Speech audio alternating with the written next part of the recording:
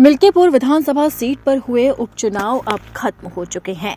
जनता ने बढ़ चढ़कर इस वोटिंग में हिस्सा लिया और दिग्गजों की किस्मत को ईवीएम में कैद कर दिया। आपको बता दें कि मिल्कीपुर विधानसभा उपचुनाव के अंदर 10 दिग्गजों ने अपनी किस्मत आजमाई थी। इसी के साथ ही 3 लाख से ज्यादा वोटर्स ने इस चुनाव के अंदर हिस्सा लिया था और दिग्गजों की किस्मत का फैसला किया।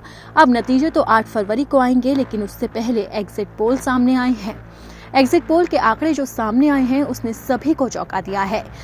इसी के साथ ही राजनीतिक दलों की धड़कनों को भी बढ़ा दिया है। जहां एग्जिट पोल के दावों को अखिलेश यादव नकार रहे हैं, तो वहीं दूसरी तरफ इन आंकड़ों से बीजेपी गदगद हुए जा रही है। अखिलेश यादव का साफ तौर पर कहना है कि चुनाव आयोग मर चुका है। चुनाव आयोग ने सफेद कपड़ा ओढ़ लिया है। आपको बता दें कि जब मतदान हो रहा था तब भी अखिलेश यादव काफी भड़क उठे थे। उन्होंने चुनाव आयोग पर गंभीर आरोप लगाए थे। उन्होंने कहा था कि बीजेपी वाले धड़ल्ले से खुलेआम आचार संहिता का उल्लंघन कर रहे हैं। बावजूद इसके चुनाव आयोग की तरफ से कोई भी कार्रवाई नहीं की जा रही है। वहीं अब एग्जिट पोल के आंकड़े सामने आने के बाद भी सपा के नेता लगातार बीजेपी से लेकर चुनाव आयोग पर भड़क रहे हैं। इसी के साथ ही समाजवादी पार्टी के सांसद जियाउर रहमान बर्क ने भी एग्जिट पोल के आंकड़ों पर अपनी प्रतिक्रिया जाहिर की है। तो जियाउर रहमान बर्क का क्या कुछ कहना है, चलिए आपको सबसे पहले वो सुनाते हैं। देखिए, जिस प्रकार से धांधलीबाजी की गई है और लगातार हमारी पार्टी की तरफ से भी शिकायत हुई थी और माननीय राष्ट्रीय अध्यक्ष अखिलेश यादव जी भी अपनी ट्वीट के जरिए कंप्लेन कर रहे थे, दर्ज करा रहे थे कि जिस तरह से लगातार पुलिस प्रशासन के द्वारा उनकी मदद करके चुनाव को भरपूर तरह से प्रभावित किया जा रहा था।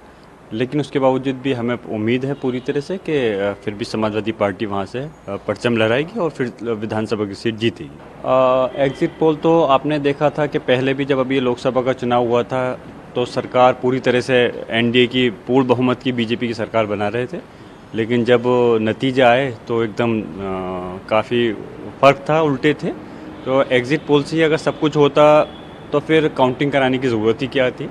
तो ऐसा नहीं है, एग्जिट पोल में उसमें बहुत बड़ा फ़र्क होता है। वो सिर्फ चंद लोगों का एक रिज़ल्ट होता है और हम उम्मीद करते हैं कि दिल्ली के अंदर आपकी केजरीवाल जी की सरकार बनेगी। अब जियाउर रहमान बर्क तो समाजवादी पार्टी की जीत की ताल ठोक रहे हैं, लेकिन ये तो 8 फरवरी को आने वाले नतीजे ही बताएंगे कि इस चुनाव में जीत का सिकंदर कौन होगा। लेकिन उससे पहले आपको बता दें कि जब मतदान हो रहा था तो समाजवादी पार्टी ने शिकायतों की झड़ी लगा दी थी। अवधेश प्रसाद से लेकर अजीत प्रसाद और इसी के साथ ही कई दिग्गज नेताओं ने बीजेपी पर गंभीर आरोप लगाए थे। सपा नेताओं का साफ तौर पर कहना था कि इस चुनाव के अंदर गड़बड़ी हुई है। बीजेपी ने इस चुनाव को प्रभावित करने की कोशिश की है और ये सरासर गलत है।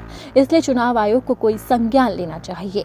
हालांकि इस पर अभी तक चुनाव आयोग की तरफ से कोई प्रतिक्रिया सामने नहीं आई है, लेकिन एग्जिट पोल के आंकड़े जरूर सामने आए हैं, जिसे लेकर राजनीतिक दलों की धड़कनें अब बढ़ी हुई है।